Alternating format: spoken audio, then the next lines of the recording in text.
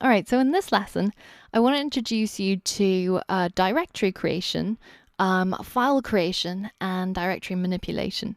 And we're going to be doing all of this inside the command line just with our keyboards. So again, right now I'm starting in my root directory over here, and I am going to create a new folder right here.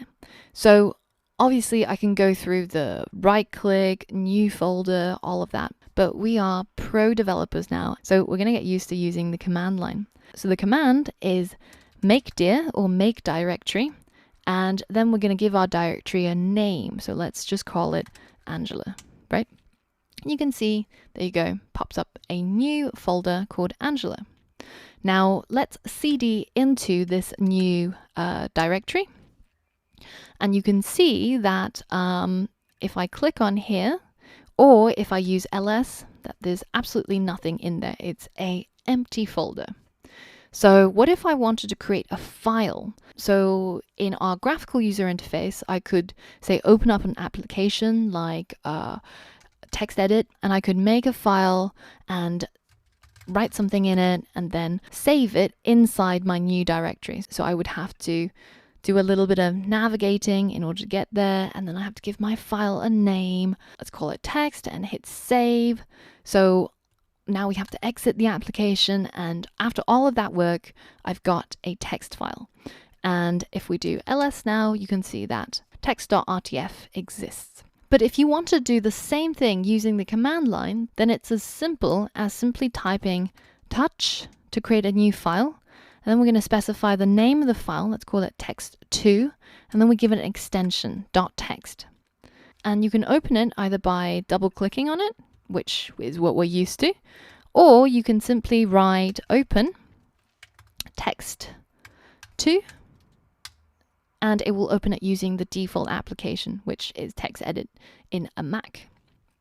Now you can specify which application you want to open this file in, and all you have to do is say the open, and then you're going to use the -a flag. Then you're going to specify the application that you want to use. So let's say that we want to open it inside Atom. So I can write Atom, and then I can specify the file that I want to open, so text2.text, and hit enter, and it will open up the Atom application that I've got, and then open up my file for me to be able to edit. So what if you wanted to delete files inside the command line? So currently I'm inside the Angela folder, and there are 2 files, and I want to delete my text.rtf. So then all you need to do is just use the rm command, which removes files if you type the command as is, so just rm. And then we're going to specify text.rtf to remove, and once I hit enter, you'll see it disappear also in the Finder as well. Now, what if I want to remove all the files inside a folder? So let's create some more text files.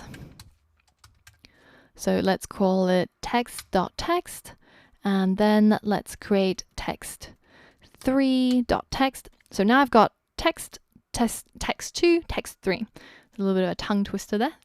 And I want to remove all of them. So to do that, you have to be inside the directory that you want to remove all the files from.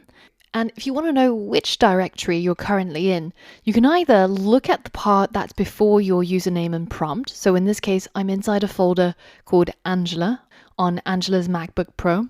But you can also use the pwd or print working directory command. And then when you hit enter, it tells you your entire path and your current folder location. And now I want to remove all of them in one go without having to type remove text.text, etc.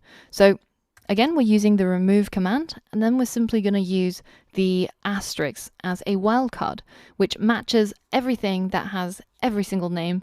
And now if I hit enter, you can see that all my 3 files inside my current directory are removed.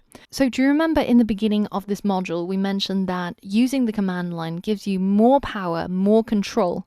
And as we all know, with great power comes great responsibility. And that means that you have to be careful when using certain commands, because the graphical user interface isn't there to protect you.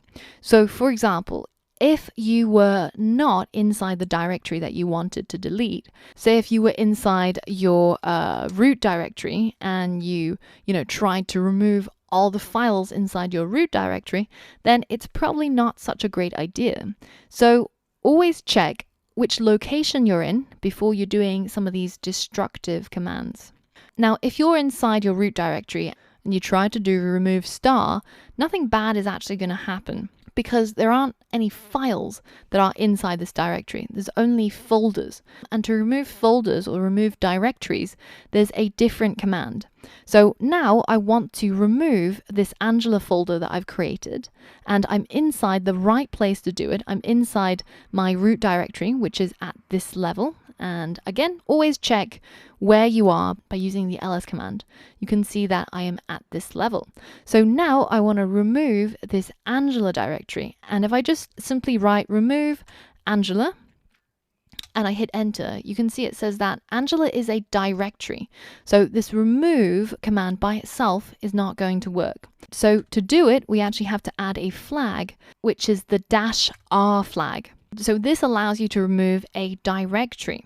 So now let's try that again, remove -r, and then we're going to use the Angela directory. And if we watch over here and I hit enter, you can see that that directory is now gone, including all the files that it held, all the folders that are inside the Angela folder, and it removes all of its child components.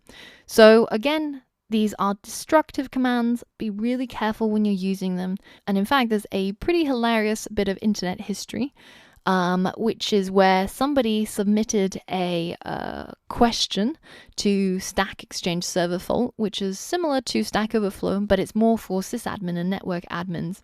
So what he said was Monday morning mistake. He used the sudo command, which stands for super user do, which uses your admin privileges to basically allow you to do things that are probably a little bit dangerous.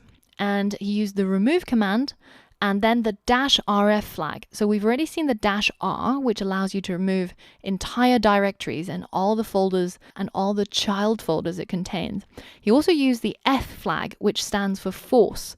So this doesn't ask you for a confirmation. And then the very last thing, which is something that you should probably never ever write, and there's very few cases where this is actually useful, which is the no preserve root.